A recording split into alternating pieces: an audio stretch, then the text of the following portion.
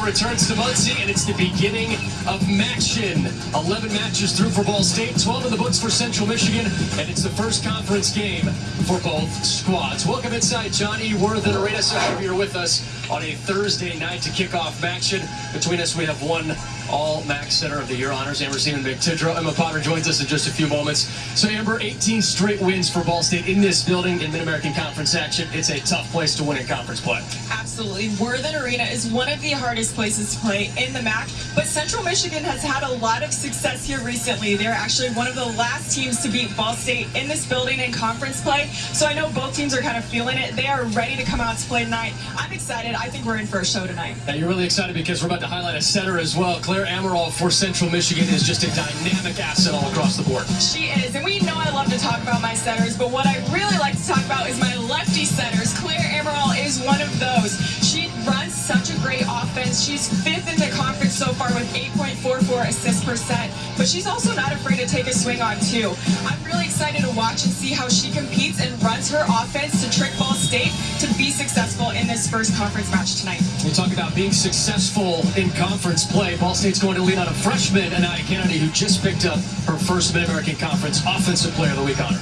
Kennedy is so fun to watch. Last week she had 26 kills, hitting 267.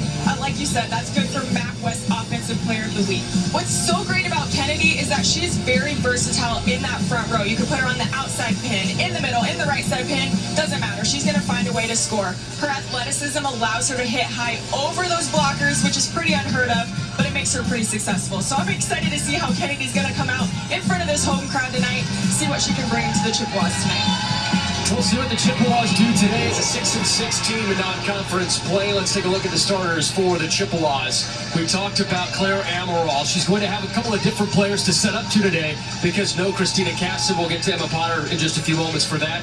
But Ellie Maidendorp, Weiler, Willard, there are so many different options for the Chippewas. Still leaves them in a good position to go out and score on the offensive end. And then for Ball State, 3-8 this season, Reese Baker in the starting rotation.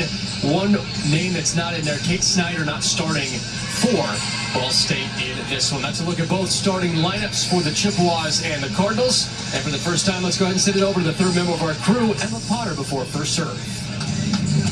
Thank you, guys. Tonight is going to be a great night for both teams. We did mention earlier that Christina Casson did have surgery this morning on her elbow. She had bone spurs in her elbow, which caused her to miss today's game. Similarly, we also have a player called Natalia Raymond, who also had a stress fracture in her shin, which caused her to be out for this month, but she will play the rest of the season.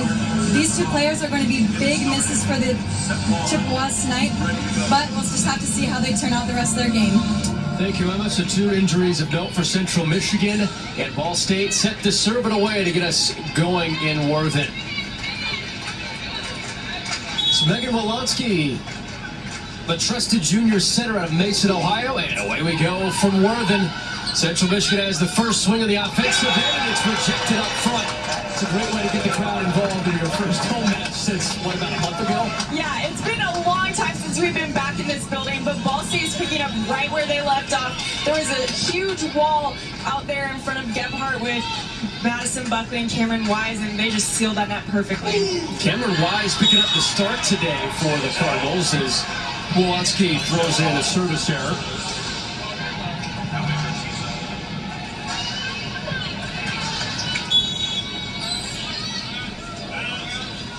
Ortiz set to serve.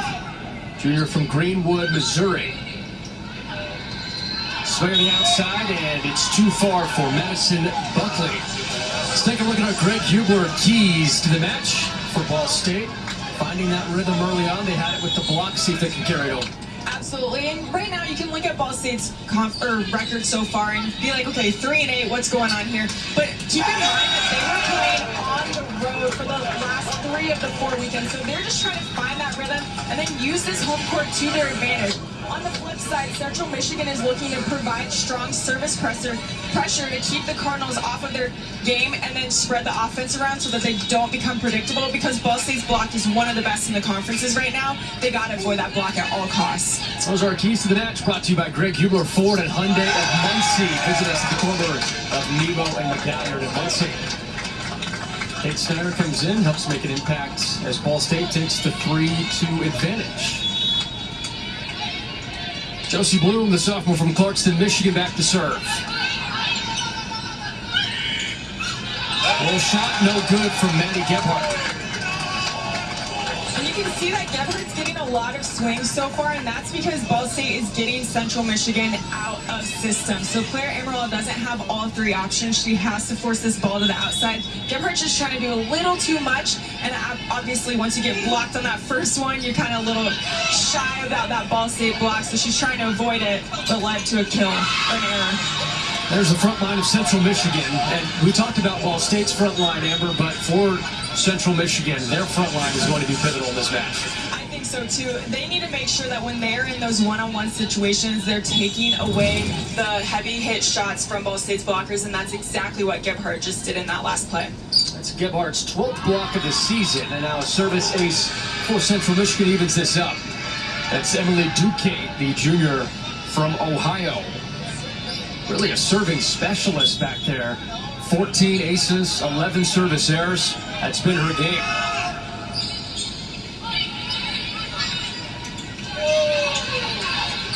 Ammeraal attacks. Snyder the swing.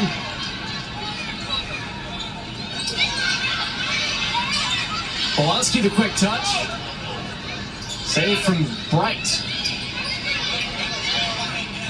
Cardinals another swing on it. There's a net violation on Central Michigan. And if that rally is any indication about how the rest of this match is going to go, we're in for a treat tonight. Both teams playing great defense, scrappy on both sides of the net, and then offensive firepower is really going to be the key to this game. Claire Amaral, the center, is not afraid to swing for Central Michigan. This time the Chippewas unable to defend this serve from Haven Gates, the fifth-year libero from Muncie. Seventh ace of the year for Gates. Amaral sets it up for Gebhardt. Pops it in. Just barely nicked the fingernail of, I think it was Marie Plitt on that play. She was going high hands. Obviously, you don't want to hit it right into the hands of Ball State because you'll end up getting blocked. Yep, you can see right off of Marie Plitt's hand on that one.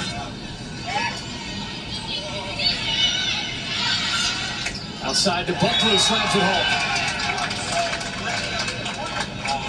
Buckley has been one of my favorite players to watch for Ball State this season so far. I think she just does a nice job of mixing up her shot selection. She can go line, she can go cross, she can even go cut, but I think she's the most successful when she hits those really deep shots that there's not a lot of defenders there. She's now second on the team with exactly 100 kills on the year, Amber. We talked about her in that Ball State Invitational to begin this season as somebody that would jump off the page. And there's a swing that jumps off the page from Ball State. And Buckley's only proven to get better and better. Yeah, and I think she really used last year studying under Natalie Mitchum on how to be successful on that right side pin, and she just filled in quite nicely for Mitchum. Obviously, you miss when your seniors leave, but when you have people that can step up, step in, like Buckley's doing so far this season, you're excited about that. Tinsville for Ball State drops home.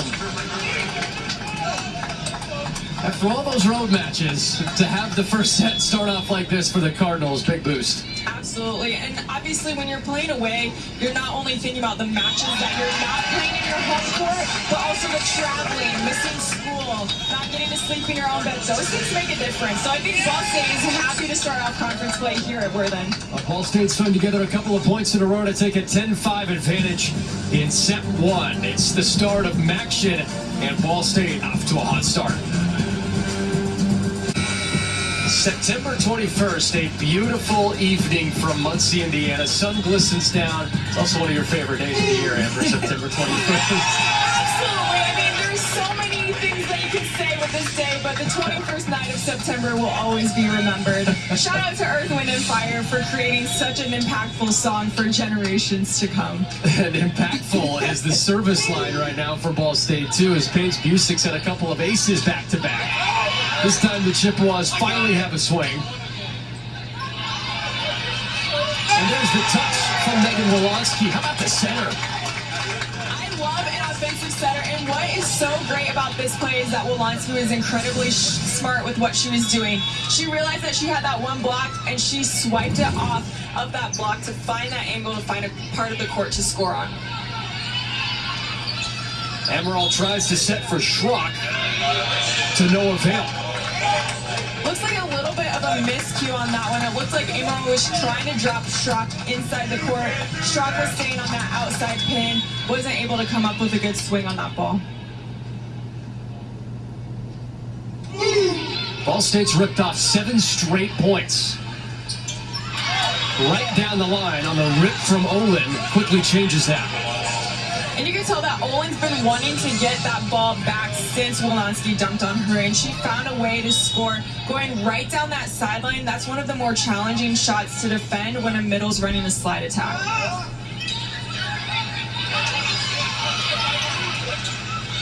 Flip the stuff. Another rejection. Schrock tries again, and there's nothing there. Great double block right there for Ball State. You can see Wolonsky's lining up perfectly, split close perfectly. There is absolutely no room on that court for Schrock to hit around.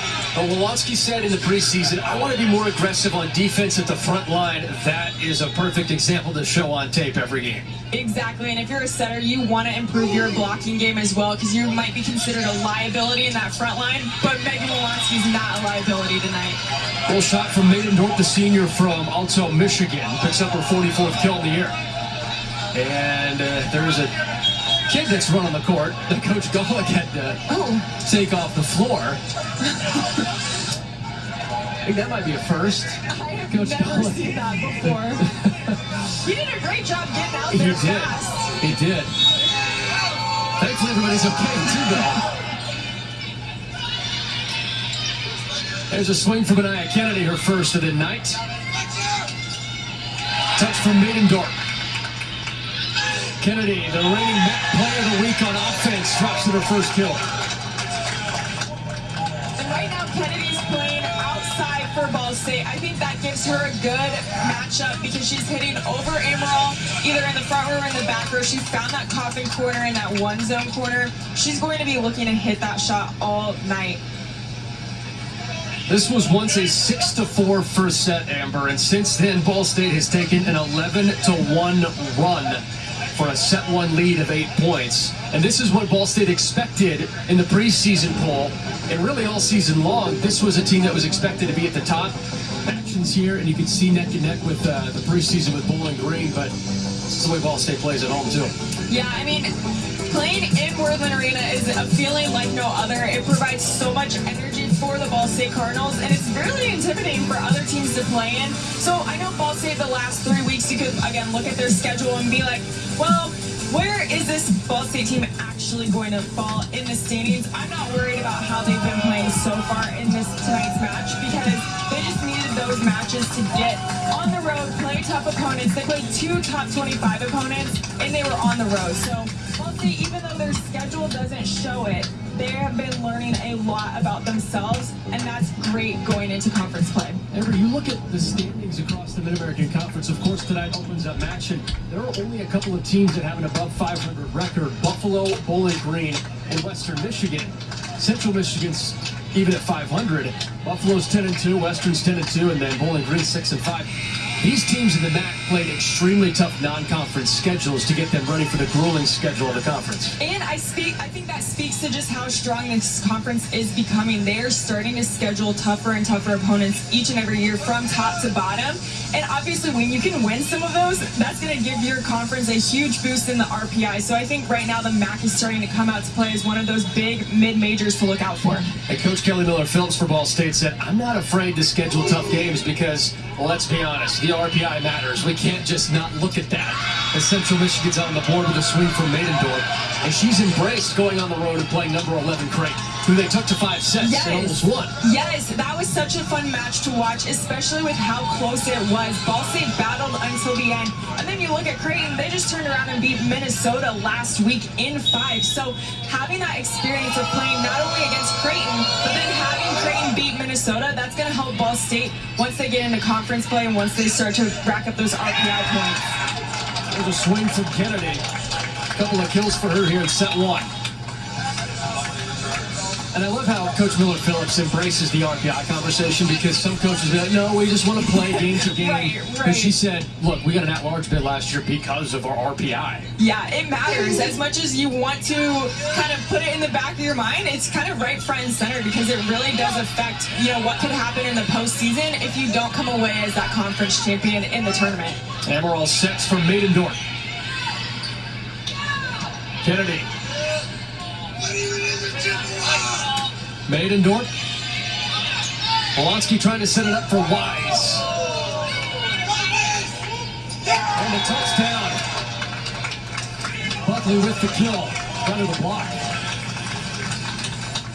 And you could see on that one, Gebhardt was trying to go off of that block, but she was too far inside that court. Buckley had her hands turned in perfectly. You can see Buckley kind of rolled her ankle there, so hopefully just a little tweak and that she's okay for the rest of the match. Well, the injury bug is one thing Ball State wants to avoid at all costs right now. Lauren Gillen's missing her 5th match of the year due to an injury. That player is not available all season long because of the injury bug, and it's good to see Buckley stay in there after that. Yeah, absolutely, especially because she is such a big part of this Ball State offense. I think she is one of those players that is going to provide that steady energy no matter what. It doesn't matter how flashy her kills are, she's going to find a way to get that ball to the floor. Well, so with that again. Absolutely. Kennedy's kills are a little bit more flashy because she is able to hit so much higher over those opponents and almost hit that ball straight down. I think her insertion into the lineup has been key for Ball State these last couple of matches. How have you seen her get better over the last year? I mean, she's just been going to work. She's been working on her skills, trying to get her swinging mechanics, perfected, trying to work on her blocking as well, too. So she's more of a complete player since she got here last year. That's a massive boost for Kelly Miller-Phillips and company. Leads the team in kills, takes a seat now. Ball State up 8 here in set 1. Well, Emma Duquesne's the serving specialist for a reason.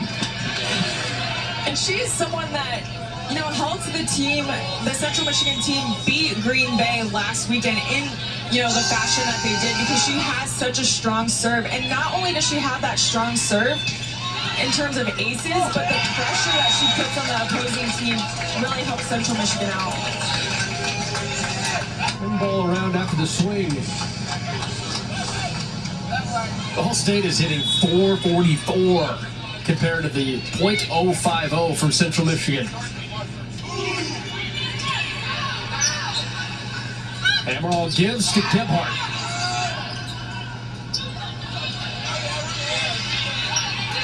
There's Buckley.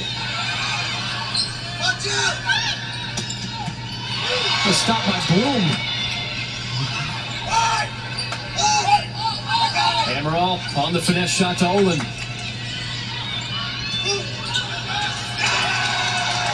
Duquesne unable to get there in time. Ball State's been super patient in this match where they've had to be.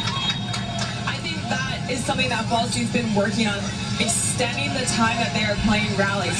You just have to make sure the other team is the one making the mistakes, not you. So if you can dig hits from the opponent, keep it in system, and then run your offense and play that long game, I think that's why Ball State's been so successful as of late. Outside the Buckley splits 2 defenders. This is the Ball State offense that we're accustomed to seeing. Absolutely, and it's still pretty diverse in terms of how many people are getting set. Buckley's gotten 6 swings so far. Kennedy's gotten 5. You got Kate Snyder with 4. I mean, really, it's been running pin to pin, and everyone's getting their fair share of kills and blocks as well, too. And blocks. Off the touch. And Ammeraal does her job. One of many jobs for Claire Ammeraal. Blocks, She kills, does it all. sets, Yeah. defends. Exactly. I mean, she's such a complete setter. A lot of times I think people think, when they think of a setter, they think of someone with pretty hands, able to run that offense, but it is so much more than that. Able to block, able to play defense, able to have good, strong serves. Ammeraal has it all. Miscommunication there from Central Michigan. And that's really unfortunate because that was a great dig by Gertiza on that ball. She extended out, she expanded her range, was able to get that ball. And so when you're in that situation as a defender, you put your body on the line, you get a great dig, and then the ball just drops in between two people. It's very frustrating.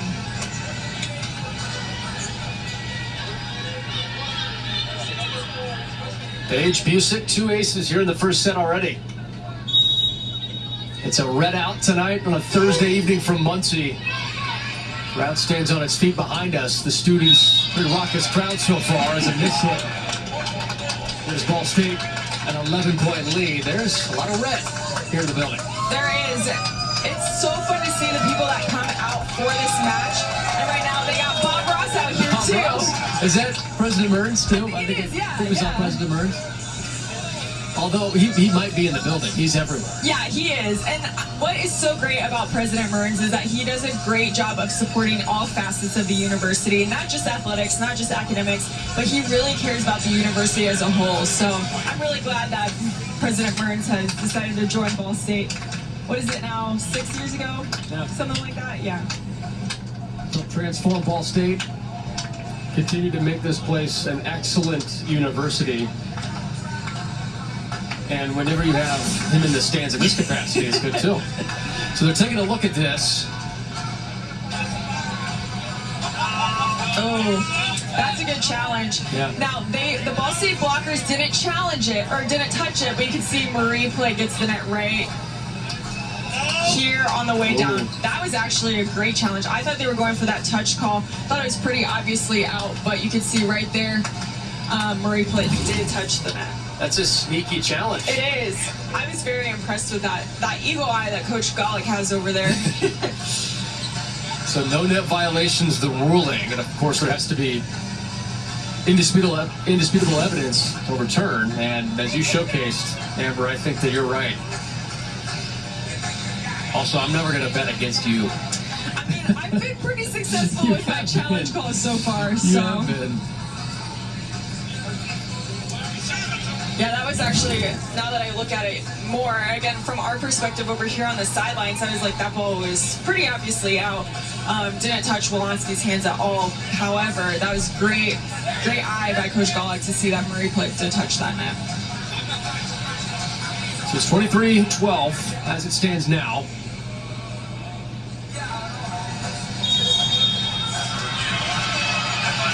And Coach Golick is 1 for 1 on challenges tonight.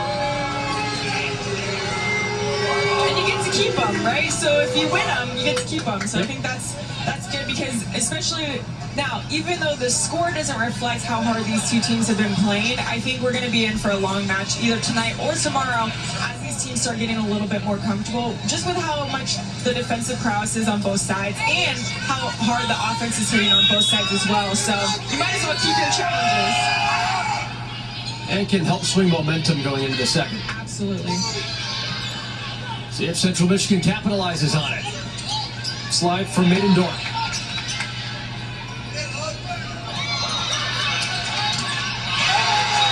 And Ball State shut it down really quick. Yeah, and what's great about this is Kendall Barnes is now in the lineup for Ball State. She just came in and recognized what her responsibility was. She's up against Claire Ammeraal, the lefty setter. You got to be ready for that second swing. And she was all over that. Had a big step block right in Claire Ammeral's face.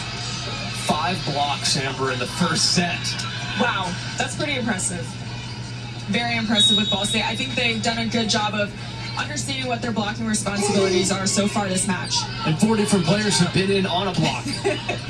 You love to see that, right? You don't just want to see only one player getting those blocks. Pop tie. Flynn on the roll shot. She's been perfect tonight, 3 of 3 on swings. And that's what you expect from Marie Plitt. Someone that's going to be there no matter what, her and Wolanski just have this good connection where Wolanski trusts that Putt's going to be there and going to put the ball away. Ball State with set point trying to finish this off, and it will continue. See that ball just bounced right off of Kennedy's head. That is what's great about Kennedy, is that she can jump so high, but then you also got to watch out for your head, because that's going to get in the way of the attacks from the other team. Yes.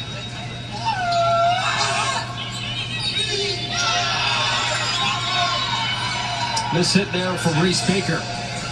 I love Iverson-Ammeraal reaction on this one. She just kind of shrugged and was like, yeah, I can get aces too. That's only my 13th this year. About one per game. Ball State turns to Putt to finish it off, and she executes to perfection. In the first set where Ball State hit 450, they absolutely dominated at the front of the net with 5 blocks. And swings like this from Marie Plitt to send us to a second set. Cardinals are sure happy to be home, and they're capitalizing. Ball State's won its last 18 MAC regular season home matches. The last time they lost was to Central Michigan. Not this time, though. In the MAC tournament last season, Ball State walked away with a 3-1 win to help get them to the MAC championship once again. These two teams, no matter what, it seems like there's a high level of competition, and there's nothing left out. Yeah, both teams really like to bring the heat to each other when they are playing, no matter where this game is hosted, whether it's here in Worthen Arena, whether it's at McGurk. You are knowing that you are going to be in for a good match between Central and Ball State. Now, I think Central's going to try to become a little bit more settled in after that first set. They lost 25-15, but again, it's just an adjustment period. I think they were expecting to have Casson in. You could feel that her presence was greatly missed in this first set. Christina Casson, 125 kills this year. Somebody that Kelly Miller-Phillips doesn't have to worry about on the floor today. And Coach Miller-Phillips, the resume speaks for itself in her 8th season, already climbing the ladder in program history, and wins, of course, 135 career victories. And she could possibly, in the next 2 days, engineer this program to 1,000 wins in Ball State's history at 998. Wow, that's pretty impressive. I did not realize there was that many, and I think Kelly Miller-Phillips is the perfect person to do that. I mean, it's crazy to think that she's been here for 8 years, because I feel like that's all I've ever known of Ball State volleyball is Coach Kelly running the show here at Ball State, and obviously turned a program around that had storied success back in the 90s, kind of lost it there for a little bit, but now they're back on track. Back on track and trying to start off conference play with a win. Central Michigan needed that, though, on the offensive end. They've been pretty solid on the service line. That's ace number 4.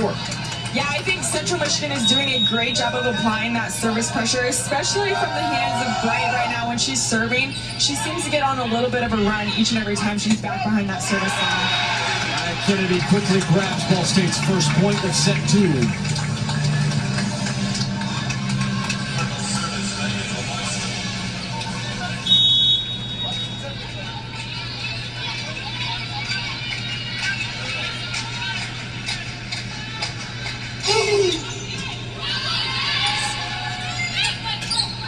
Off-balance shot from Willer.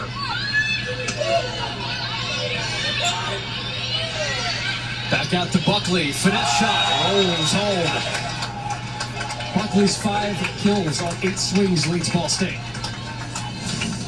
And she does a great job of understanding kind of where she's at on that court and where she's going to find success. She didn't have time to get that full swing, and that ball was a little tight, but she found a way to score, and that's just what Buckley's been doing this whole season. Willer on the outside. And a touch. Didn't go off a Cardinal, so it stays Ball State's serve. You can see that, I think, on that one, Willer was trying to get those hands of a Ball State blocker, but they realized that that ball was going to go wide, so they just pulled their hands right away from it. There's a Wolanski ace. Team best 13th on the year. And she's historically had a ton of service pressure when she's back there serving. She led the team in aces, I believe, her freshman year with 58. She's just someone that has a really flat serve to the top of the net. It's hard for teams to adjust to it.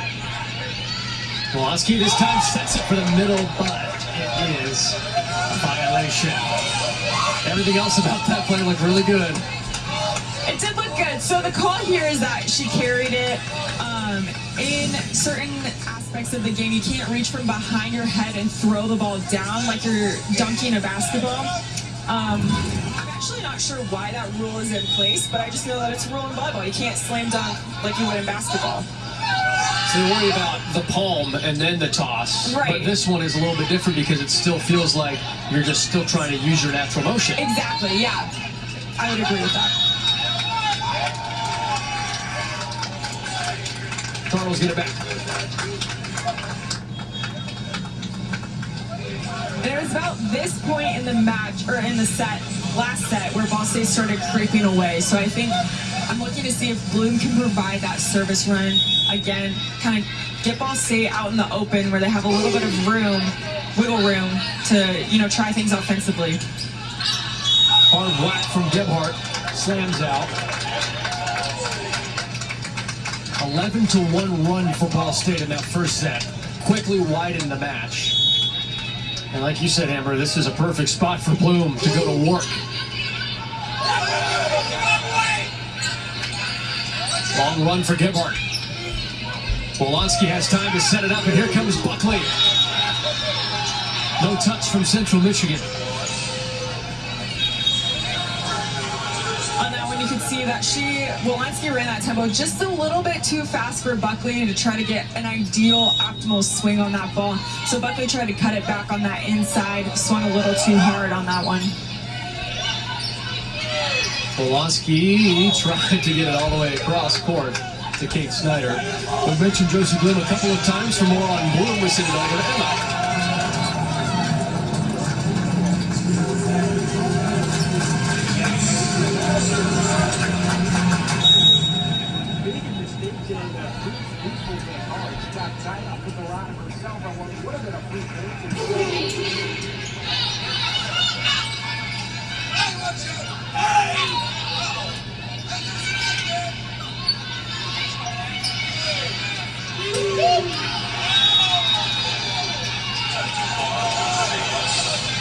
Central Michigan picks up the point.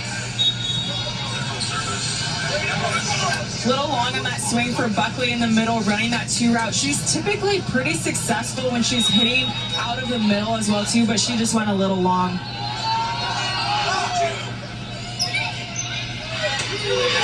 Oh, that was a classic Marie Plitt swing. Absolutely. And I think what's great about this play is that not only was Marie Plitt one-on-one, but so were all of the other attackers. When you have Marie Plitt in that front row, the middles of other teams typically commit to her, and that just allows the other hitters for Ball State to become wide open as well.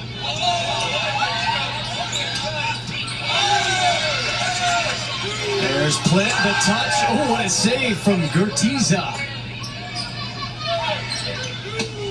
Snyder whacks it over. That's somebody that Ball State wants to be heavily involved offensively. It's Kate Snyder, All-MAC member last year. Been up and down this year. Yeah, and I think why she was able to be All-MAC last year is that she found a rhythm. She became consistent towards the back half of the season. And I think right now there's been a lot of ups and downs. Obviously with Ball State's lineup, they're a little bit injury prone right now. And so just settling in to find that rhythm, I think that's what Kate Snyder needs to do to be successful this year. And she is settling in tonight. She's 4 for 5. Yeah, you can't complain about that, obviously. She's doing a great job with the opportunity that she's been given tonight. And that's what we want to see from her moving forward, to continue to have this type of consistent night. Maiden up on the line. Wolanski, the setup for Snyder. And she's reading things super well tonight. I would agree with that. The great thing about Kate Snyder is she has the collegiate experience under her belt. So you can see that she is able to hit multiple shots each and every time she swings. She's going for high hands on that one. You can see on the last couple of swings that she had, she's going more of that hard cut, that cross, even some of those line shots. So her experience is going to help her, be successful on the court this season. Roll shot from Brooklyn Connor. Her 48th kill this season may see a little bit more of her because she's had some very successful swings.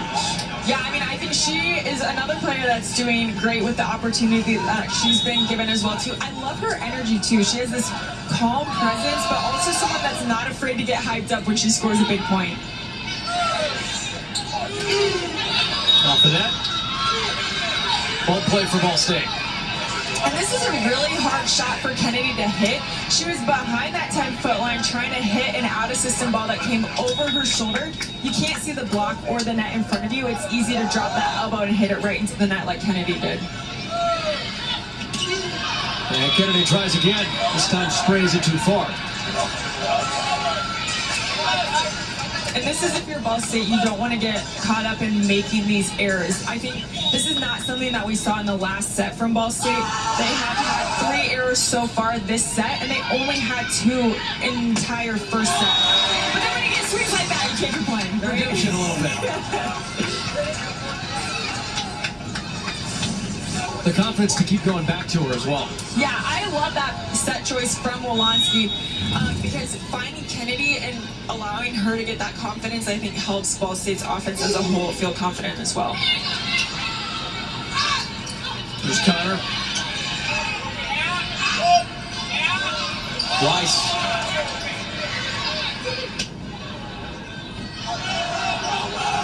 Curtiza one more time on those saves.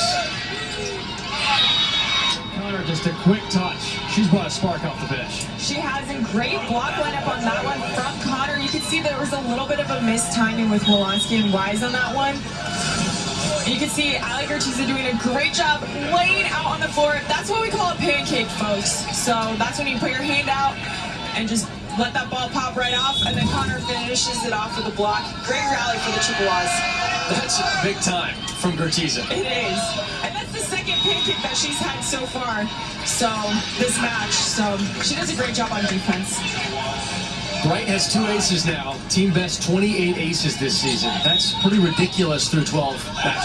Yeah, and I think Bright's serve is kind of like what we were talking about with Wolanski's serve. It's really low to the net, and so it makes it hard for other teams to read and track that ball. Have to track this one for Bright against Kennedy.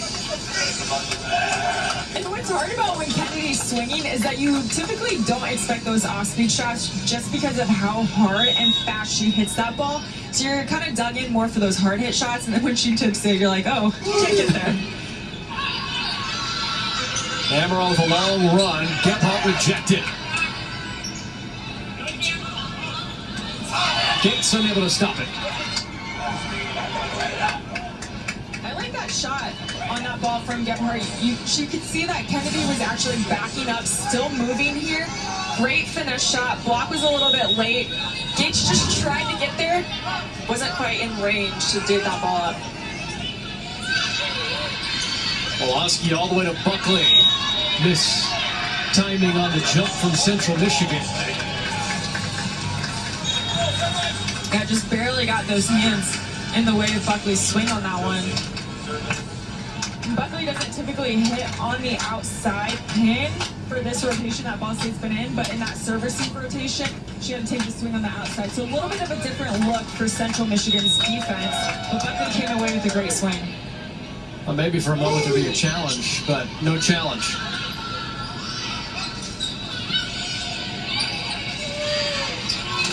Buckley drops it down. Madison Buckley, 7 kills on 13 swings, hitting .230 tonight. And that's the type of set that Buckley likes. I think it gives her those options. She's able to keep her body off the net a little bit more and take a full rip at it. I mean, I don't want to be someone that's having to go block against Madison Buckley because she just can power through a block. Yeah, no thanks.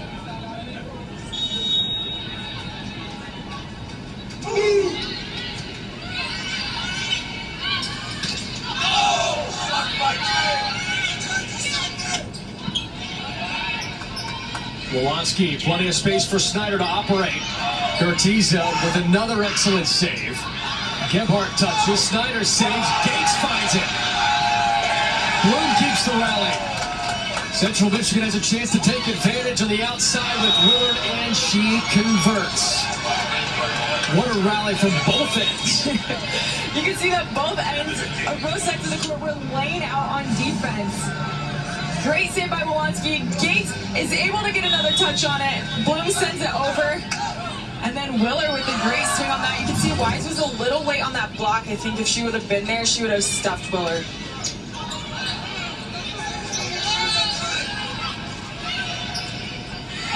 Bloom gives the set to Snyder. Ammeraal to the outside, he hit hard, and Madison Buckley just plants right in the way of that hit. Buckley getting it done offensively and defensively. She's doing great tonight. She's been a part of 4 blocks, has 7 kills. And Ball State takes a 3-point lead to the midway point of set 2.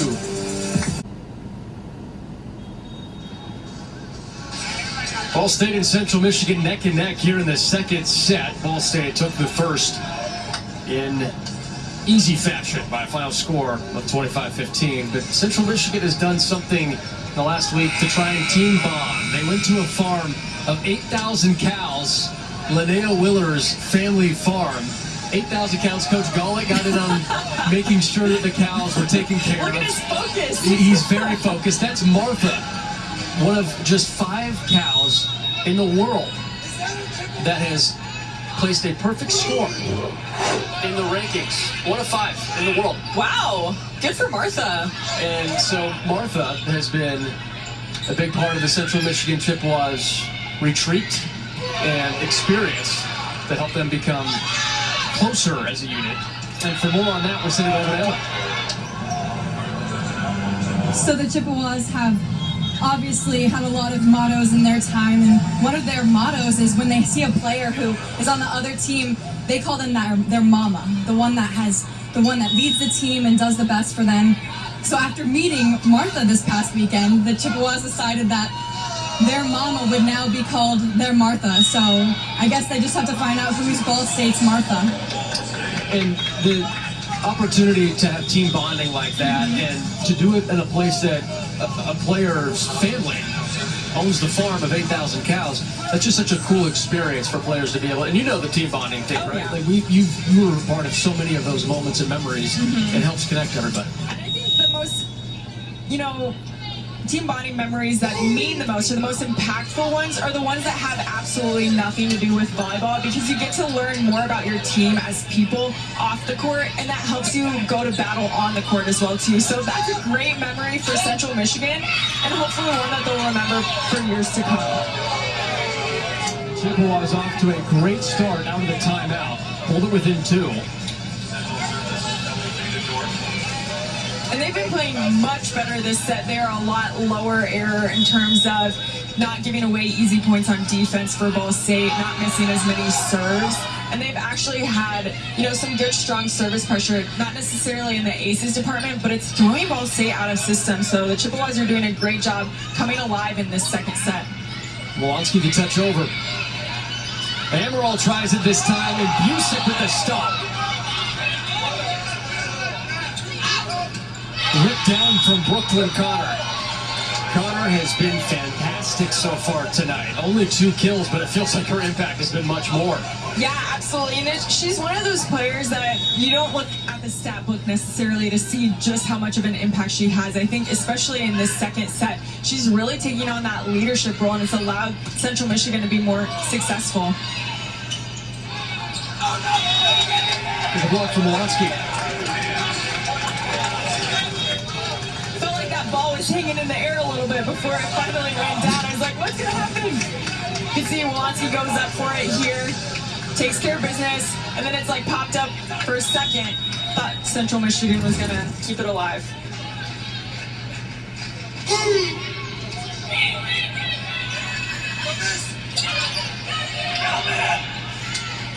There's Plitt.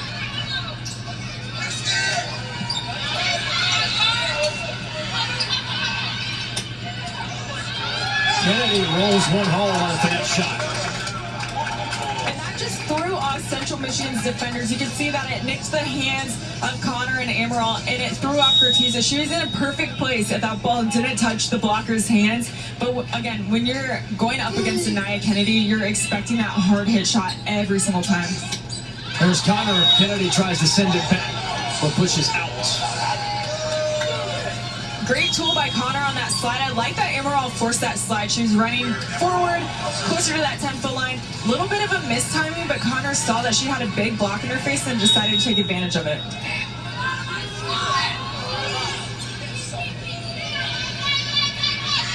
Ball State trying to widen its lead, and Anaya Kennedy punches just too far.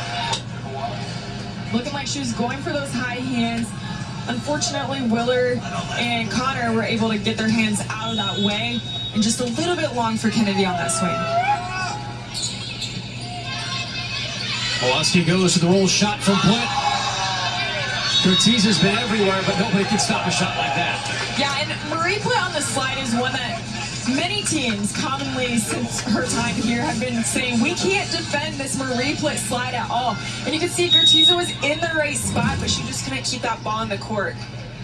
Listen, Plitt to the service line. Connor, again, she goes to the slide shot. If you can get a kill on a slide, I can get a kill on a slide.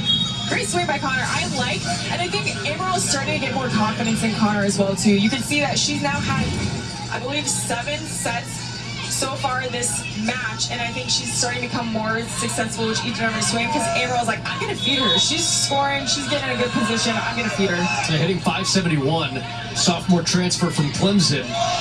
8 appearances last year for the Tigers in her first year with Central Michigan. Become a force. And here's a force. Kennedy puts Ball State up by 2.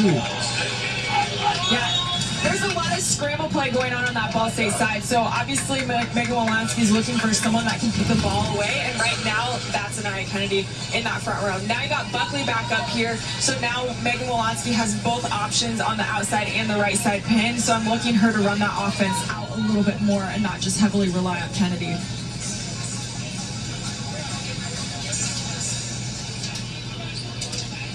Ball State was hitting under 100 at the beginning of the second set. They're approaching 200 and have a 2-point lead. Gebhardt.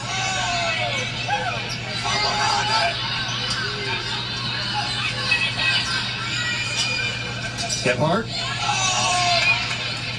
Wolanski back to Kennedy. Bright to stop. Willard.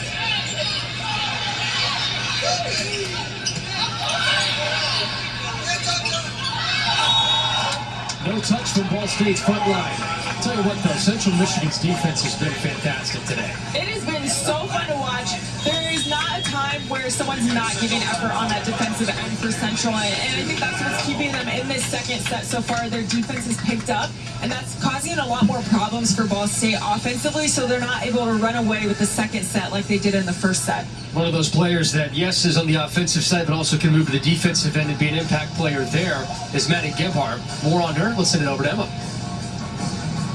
Maddie Gebhardt has had a fantastic evening. We talked to Coach before the game, and he had mentioned that depending on how she did tonight, they might have to have Claire Ammeraal step outside and play that outside position. However, Gebhardt has really stepped up and done the job, and she's really made the impact that we needed to see considering Christina Caston's absence. Thank you, Emma. We haven't talked enough about Caston's absence for Central Michigan tonight, but the way that Gebhardt is playing can give Ammeraal a chance to stay in her spot where she doesn't have to do so many different things for Central Michigan. Yeah, absolutely. And obviously with the timing of this injury of Caston, I think it's throwing kind of a wrench in the plans of Central Michigan so far. And that speaks to the the skill set of Claire Ammeraal to be able to switch wherever she is needed. Obviously, you want to have her at setter because she's so good at that position. But I think other people needed to step up for Central Michigan in order to take that pressure off of Claire Ammeraal. And like you said, Gebhardt's been doing it, and I think Connor's been doing it as well too in the middle. So right now, they just need to settle in, continue to use the momentum that they've gained in this set to keep grinding away at this match. Well, Christina Caston was the best swinger on the team, 125 kills, not playing today. That 125 total equaled the amount of kills that she had all in her first 2 years at Central Michigan. So she was starting to burst onto the scene. And now, like you just said, you start a conference play, you're missing your outside attacker that's helped carry you through non-conference. There is that big adjustment period. Yeah, absolutely. But I think the team is responding well, especially in this second set. You know, the first set, you kind of got to dip your toes in the water, figure out what's actually going on. But I think they're starting to get into a little bit more of a rhythm. And as I say that, announcers jinx, a little bit of a mistiming there. Scramble play, but I think that's just knowing the responsibilities and trying to see. You can see that ball was really tight. Claire Ammeraal had to save it, and it was like, who's going to get that third ball? There's 3 people there. A little bit of miscommunication there. Something you worry about. Nobody being there for the ball in that time. Too many. Yeah, exactly. Too many cooks in the kitchen. Who's going to take charge? That Ball State flashing the defense. Willer gets with a save. Kennedy tries. Walensky punches. This is ridiculous. And Gates can't stop that one. Swing from Connor was an absolute rocket. See that whole rally, you can see on that one, Connor's like, I am ending this rally. So many great defensive touches on Ball State's side, and then Claire Ammeraal finds Connor, who's been gaining a lot of confidence, coming up with a big swing to keep this set alive. It's a big point for the Central Michigan offensive attack, and now Kennedy steps in front of one. Going to get a challenge there. The net is shaking, so I thought Coach Golick was going to go grab the green card and challenge that net. But you can see Anaya Kennedy's doing a great job of being wherever she is needed. She was blocking on that right side for a little bit there. Great block on her side.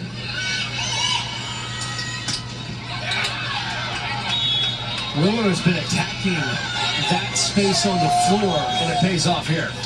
I think that's a great shot selection by Willer. You want to go at that one zone or that right side of the court for Ball State because that's where Megan Walensky's playing defense. If she takes that first ball, then Ball State's out of system. They can't be as effective with their offense. So I think that's a smart shot by Willer. Snyder. Ammeraal with the stop. Wow. Walensky gives Buckley a chance. No stop here. Duque launches it into the seats. Set point for the Cardinals to take a 2-0 lead in the home match opener. Ball State is 28-3 in the last 2 years at home, including the postseason.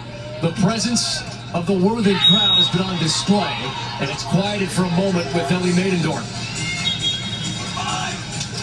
Central's starting to get their medals a little bit more involved with Maidendorf, with Connor, because that's really where I think they can start chugging away at trying to chip away at points here because they need to come back, get momentum, either take this set or get momentum going into the third. The match isn't over yet, and if they can't get their middles going, it's going to cause problems for Ball State. The next set might not be over, but the set is over. Ball State grabs a 2-0 lead inside Worthing.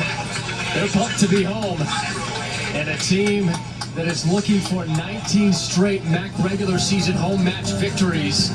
It's off to a very good start. Up 2-0, set 3, coming up after intermission.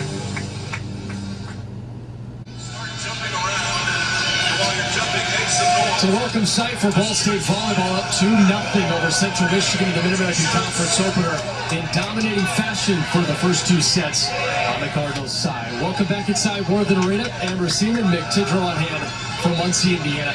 Amber, the offense has been off the charts for Ball State so far. They hit a blistering 481 in the first set, and they just continue to hit it well.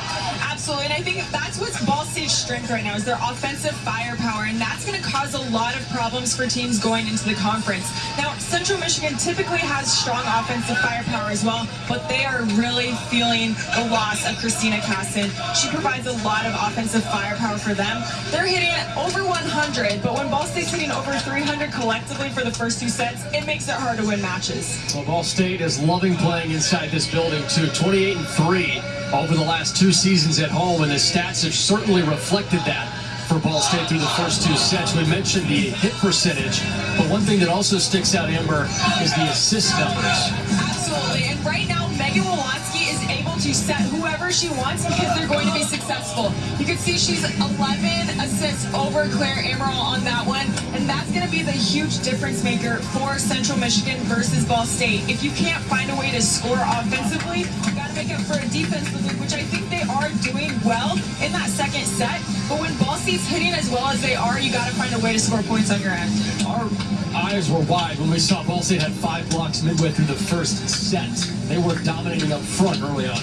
Yeah, and I think they started to slow down a little bit. Obviously, they've only gotten 2 blocks in that second set, but I think they're just mistiming on that block just a little bit more because Iverson-Ammeraal is finding Connor and Maidendorf a little bit more. I think in the first set, Central Michigan's offense was a little bit more predictable. They were going to their outside pins pretty heavily, and now that they're getting their middles involved, it's allowing Ball State to not be as successful on the blocking aspect. Ball State leading in every statistical category except the aces. Feels like that's a spot where Central Michigan has been dominating all season long. So that's a halftime stat look brought to you in part by Ball State Financial. Well, the student section has been one of the biggest pieces of the puzzle this year for Ball State. And our own Emma Potter is speaking with Ben Carr of Cardinal Chaos. Thank you so much, guys. This is Ben. He is the president of Cardinal Chaos. Ben, what inspired Cardinal Chaos to you? Yeah, so I was coming to games as a freshman, and I was noticing that our student section was lacking. And I really wanted to figure out how we can create an organization that is tied in directly with our marketing department and that we can really impact campus as a whole and really get students involved in athletics. And how have you seen this transform since you started it this year? Yeah, so this is only our second game, but our first game was an absolute success. Our social media page at Ball State Cardinal Chaos has been blowing up. In 2 weeks, we've reached 600 followers. And our first reel of our bird bath touchdown celebration is at 13,500 views on Instagram, which is pretty crazy. And we've actually had other sports on campus, like field hockey and soccer, request for us to come out, even though it's not in our sports coverage. So we're going to be coming out to soccer next week, and it's really fun seeing a lot of students show up for games now. So. Yeah, thank you so much, Ben. Back to you guys. Emma, Ben, thank you so much. The hashtag is Join the Chaos, and you can hear the chaos behind us.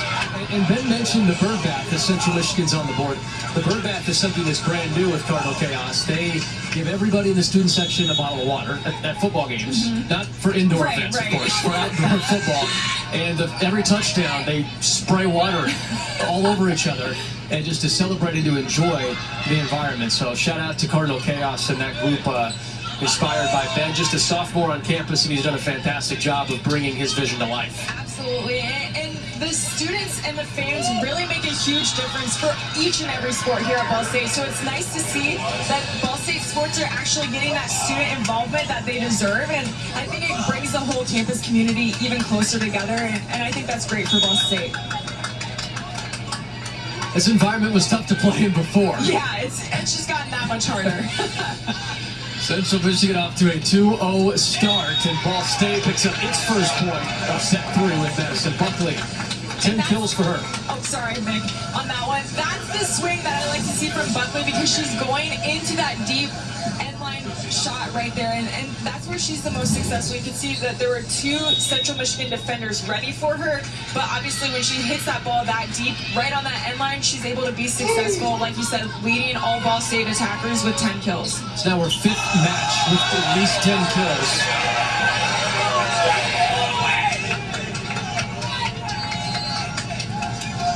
A little bit mistiming there from Maidendorf. I like that Iverson-Ammeraal is continuing to go to her middles, though, so I expect to see her continue to, solidify that connection.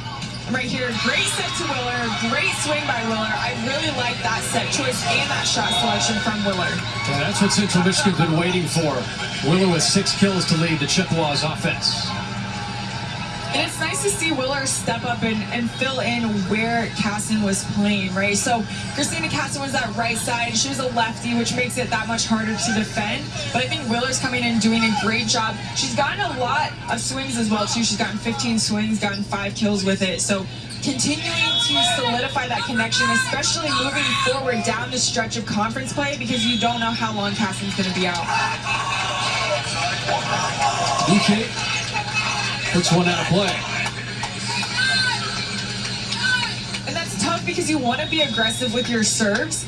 And obviously there's going to be errors, and that's what Duque does a great job of, is providing that service pressure. So you're going to have your misses here and there, but you want to make sure that you don't let Ball State get away with it. There's Ellie Maidendorf with the drop. Might have been a little bit of a miscontact, a little waffle of a hit, but hey, it works, it scores, and now the Chippewas are up 1.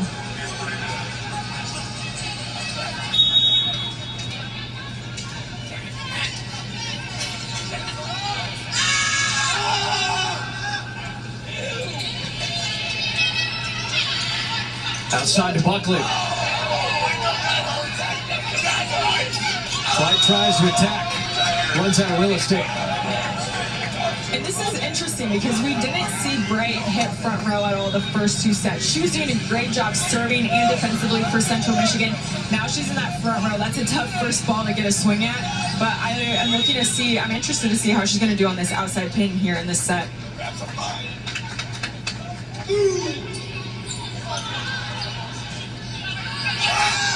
High set for Bright. Ammeraal surprises everybody. I love that. I think that is one of the sneakiest setter dumps that you can get, especially from Claire Ammeraal because she's so offensive. She's usually swinging. So when you don't see her go up for her swing, and it looks like she's going to set, everyone in the world is thinking, hey, she's going to set her hitters, and then she just sets it over. Great choice by Ammeraal. Ammeraal has surprised everybody, but 80 kills this year as a setter on top of having the second most assists in the MAC, on top of 26 blocks this year for a setter. Yeah, I mean, those numbers are absolutely outstanding. Some hitters don't even have 80 kills right now in this season. So for a setter to have that many kills, that just speaks to how offensive she is. And I think that's why Central Michigan has had success as of late with her at the helm of running that offense because she's able to be so lethal in the offense. To put things into perspective, Ammeraal only has 9 less kills than Marie Plitt has this year. That is an interesting stat.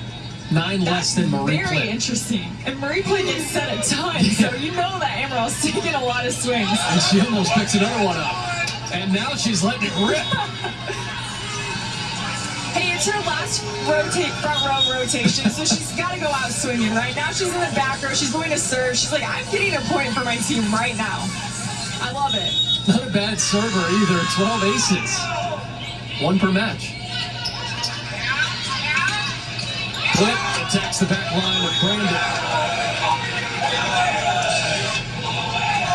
Brandon actually read that pretty well. She just her angle wasn't set on her platform. That's why that ball just skidded off her arms. But she actually did a great job of reading Marie Plitt on that side.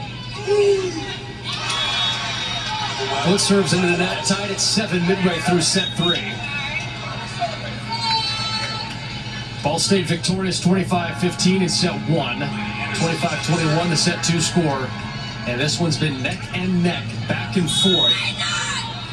Around this point in both sets, Ball State took control and never looked back. This set, Central Michigan's been right there, but the Cardinals quickly jump in frame with Cameron Wise.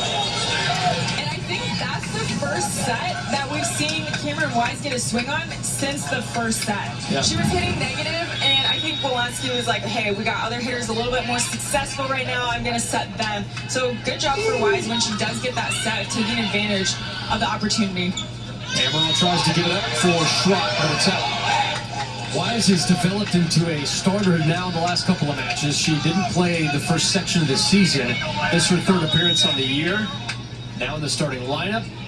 Coach Kelly Miller-Phillips said she's earned her way there. Yes, we've had injuries, but Coach Phillips said that, yeah, she's earned that time too. It hasn't just been injuries, she's playing some really Right, volleyball. exactly. So you might be thinking, well, this is just out of necessity, but absolutely, she has earned every minute and every second of her playing time. She was a storied, high school player as well too. Won a couple state championships with Wapahani and doing a great job of, really bringing that Cardinal identity to Ball State with being that hometown hero type of girl. And she's been doing great. So I'm excited to see where her career takes her on the Ball State Cardinals team. And a 4-0 run for Ball State grabs an 11-7 advantage, and Coach Golick has to burn a timeout to try and salvage set 3.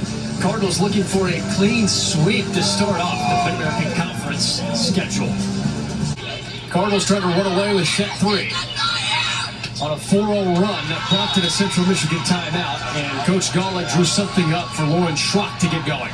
Yeah, and I like this swing by Schrock because she's going for those high hands. I think right now they were having a little bit of a misconnection with those outsides and Ammeraal, and sometimes you just need a quick reset, get back in tempo, get back in rhythm, find a way to score. Ammeraal for Schrock. Well, Schrock's had a couple of points the last two for Central Michigan. She only had one entering these last 2 points. Yeah, I mean, obviously they are trying to figure out something that's going to work well right now, and I think Schrock is doing a great job of finding ways to score, not just a hard swing each and every time. I love that tip shot by her. You had a big block in front of you. You had Anaya Kennedy, you got Cameron Wise. Not a block that I would be wanting to hit into, so I'm going to try to find a way around it, and that's exactly what Schrock did. Schrock teams up with Maidendorf, and now it's 3 straight Central Michigan points. We'll give that a coaching point to Coach Golick on that one. Good time out there to get your team reset.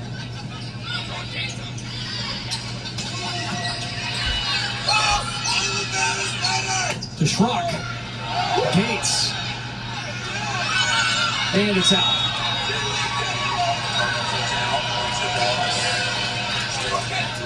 Great up by Gates to keep that ball alive.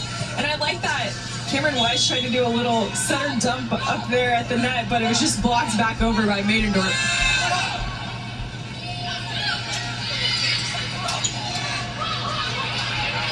Long run. Ammeraal.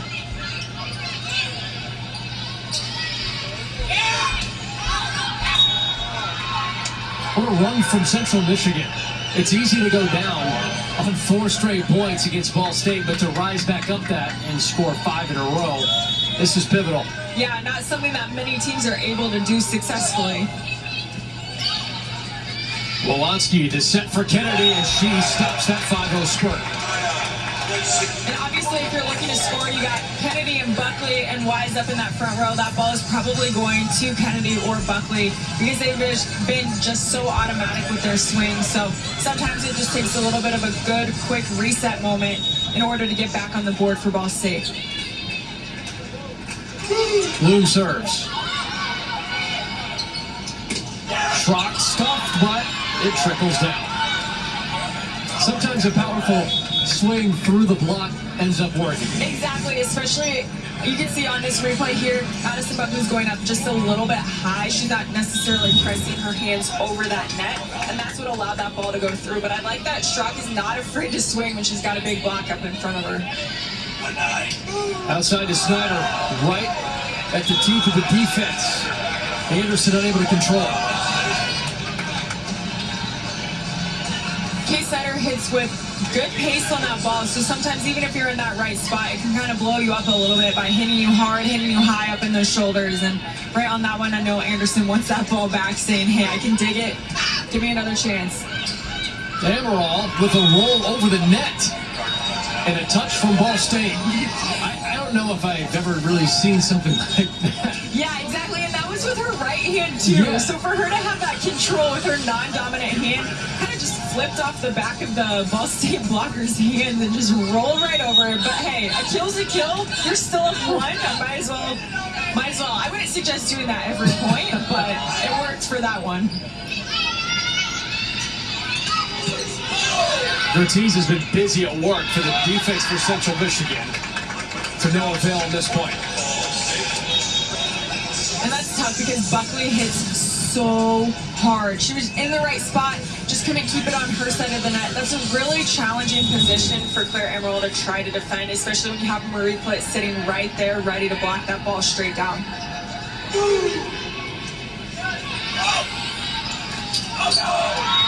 Maidendorf was waiting for it with Ammeraal.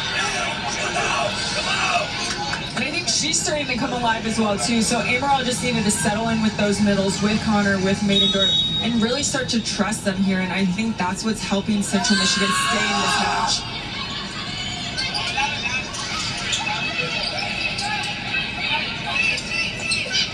Bright, too far. Right on it. She's trying to find a way to score, and you can see she's trying to go with that smart shot ended up just going a little bit deep. She had a big block up in front of her face, trying to work around it, sometimes just a little too strong. Even at 15 in set 3.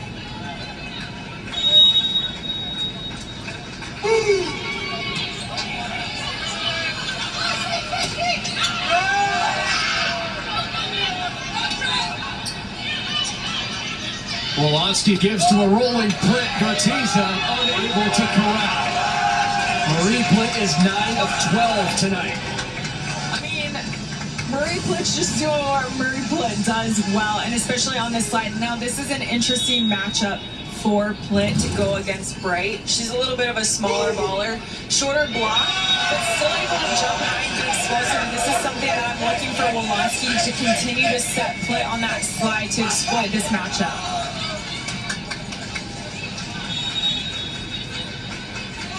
Simon with the service ace, looking for more. Ammeraal attacks Simon, the save. Kennedy, Gartiza. Long run for Simon, and Connor drops it in. I think that play started with that great dig by Gartiza. You can see she had to collapse on the ground to get it. Ammeraal had both options. She had Bright, she had Connor. She used Connor to go get a quick point for the Chippewas. Wolonski finds Plitt again. There's no answer for it. Yeah, that slide has been automatic for Marie Plitt. I think she scored every single time that she swung on it. No errors on that slide, I don't think. So she's doing a great job of really running that slide. It's when she gets in front of the setter a little bit. That's when she isn't her perfect swing. She only has one error, so it's not like she's doing terribly in front of the setter, but it's a little bit worse than perfect on the slide. Well, she joins Kennedy and Buckley with 10 kills tonight. Plitt checks off.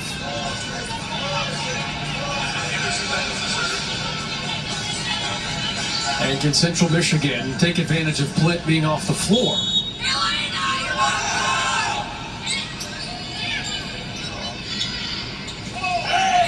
Kennedy tools the block.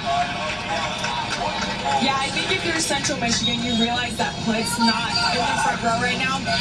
Ball State doesn't set Wise as much in the middle, so you got to be ready more for that pin-to-pin defense. You got Anaya Kennedy, and now you got Madison Buckley back in the front row since Wolonski's serving, and so you got to have your focus more on those pins, try to stop them.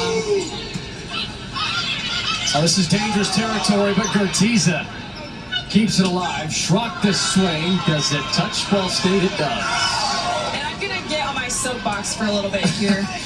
I think a lot of people like to hit overpasses, but as you can see, Madison Buckley hit that overpass right into Gartiza's lap, and then Central Michigan came up with the point. So I like the redirectional blocks on the overpasses versus the hits, but sometimes it works. So I'm not going to say don't ever do it, but just be cautious when you are hitting those overpasses.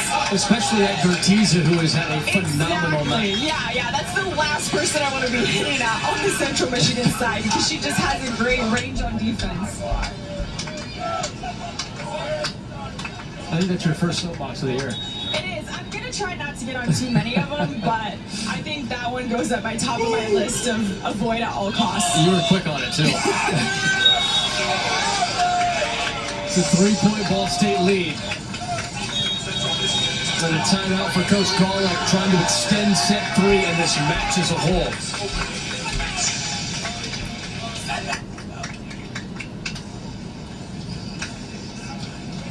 I think no matter what the outcome of this set is, Central Michigan has to find a way to get momentum, not just for the rest of this match, but for the match tomorrow. Obviously, you're going to take a long, hard look at yourself after the first match of conference play and see, hey, what worked, what didn't work, where can we improve?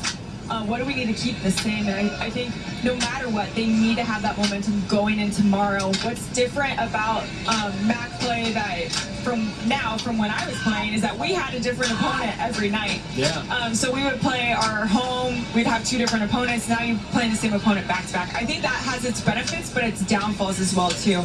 Because one, you essentially keep your scouting report the same and just make some tweaks based on what you saw in that match. But then your opponent's now also familiar with you. So you got to figure out how do you combat that without reinventing the wheel. So it's very interesting dynamic this year, I think, with the same opponent back-to-back nights. You talk about reinventing the wheel, and Nia Kennedy hasn't done anything too crazy, but she's been so effective with her swings, hitting .230 tonight, leading all scorers with 11 kills. Yeah, and like I mentioned in the Open, she can hit from wherever on the court. I wouldn't be surprised to see her maybe get some swings in the middle, maybe tomorrow or, later tonight, because I think she's just so effective no matter where she's out on the court. So I think she's been playing well, and she probably loves that feeling of playing in front of the home crowd that we have here tonight in Worthing. Only her 4th ever match in this building. She's giving the crowd something to be happy about. And she saw her face on the video board and was like, oh, don't look, don't look. She said, oh, get that away.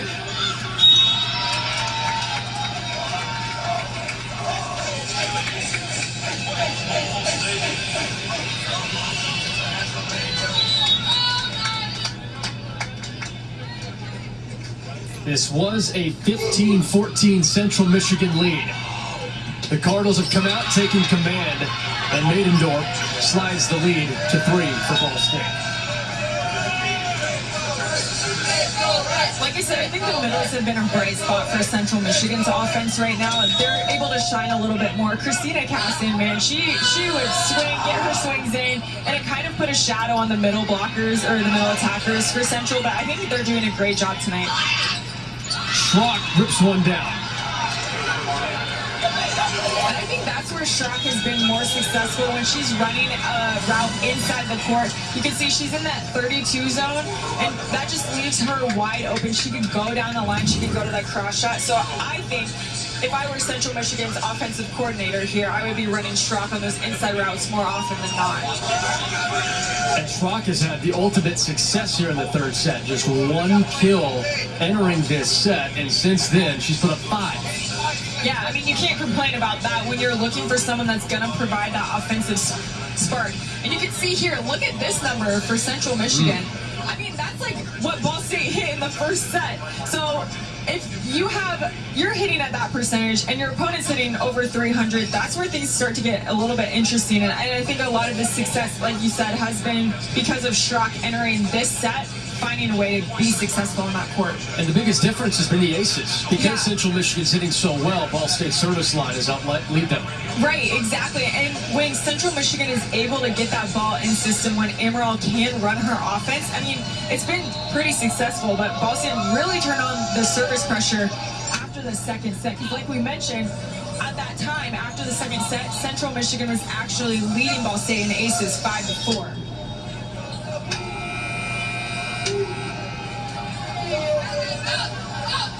Central Michigan trying to push us to a 4th set to open up matchup. Ball State looking for a clean sweep and a 1-0 start to the conference here. Madison Buckley has provided the punch. 2 points away from victory. She's having another great night in terms of whenever she gets set, she finds a way to be successful no matter where she's hitting at on the court. Gates. And the slip from Maidendorf. I really like that Central Michigan is starting to get Maidendorf involved a little bit more. I think that's been the biggest swing in terms of the momentum of this match, is getting those middles involved. They're not afraid to go up against the likes of Wise and Marie Play in that middle, and I like that they're taking big swings in big moments.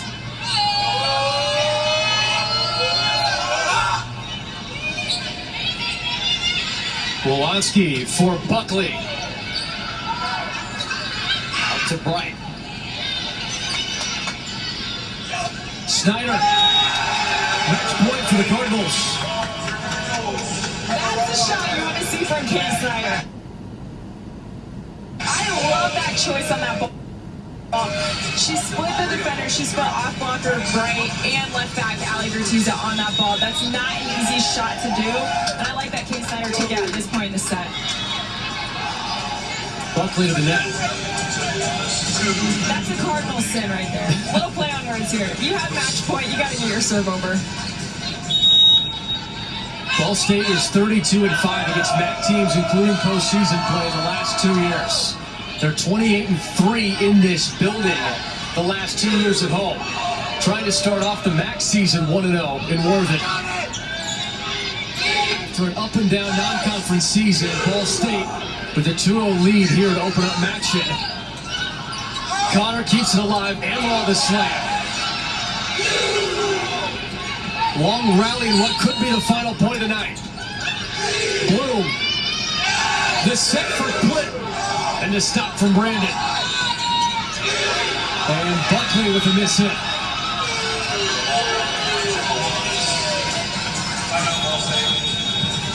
Cardinals use their last time out.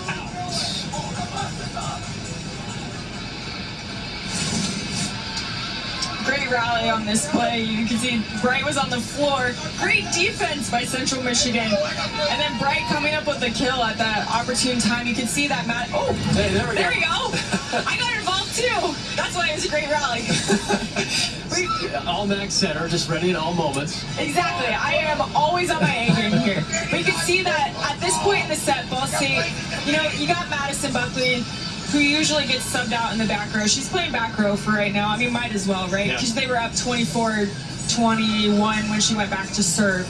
And so I think that's where it's kind of throwing Ball State's rhythm off a little bit. You don't have your typical 3 back row defenders. Not that Madison Buckley isn't, but she's primarily a hitter.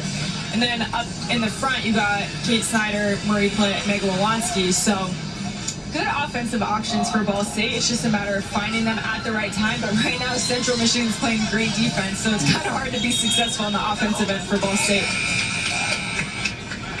Worthing Arena on its feet for match point.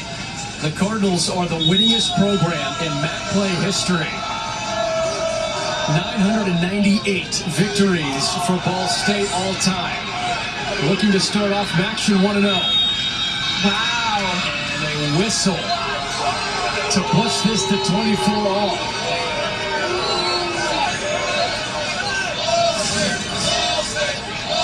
Great hustle play by Kate Snyder on that one. Oh, yeah, right over that antenna. So if the ball goes over the top of the antenna, it's technically considered out of bounds.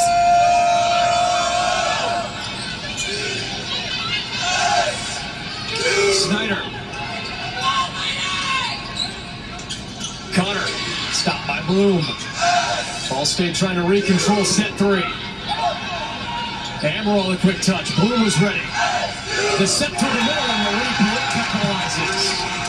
And you know what's very impressive about this run that Central Michigan made is that they had their middle made into serving and playing back row. She's playing right back defense. If I were Ball State, I would look to exploit that when she's serving a little bit more. I love middles, but they typically aren't trained back row defense as much. So, but now you got Kate Snyder back to serve. So she's a pretty strong server, and this could be it for Ball State. Cardinals looking for a sweep. Connor, the roll shot. Dominant from that spot tonight.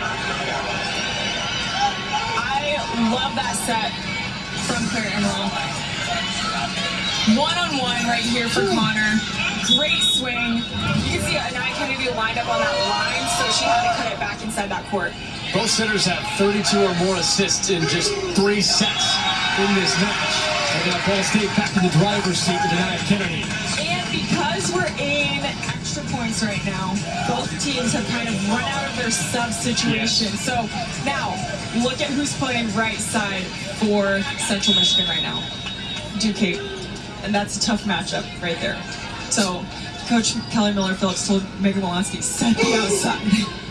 We'll see if Wolanski obliges. There goes Wolanski. There's Kennedy. Cortez the save. Connor the touch. Ball State trying to end it. Kennedy the swing, and Central Michigan unable to put it back. Action begins with the Cardinals' victory in Worthing.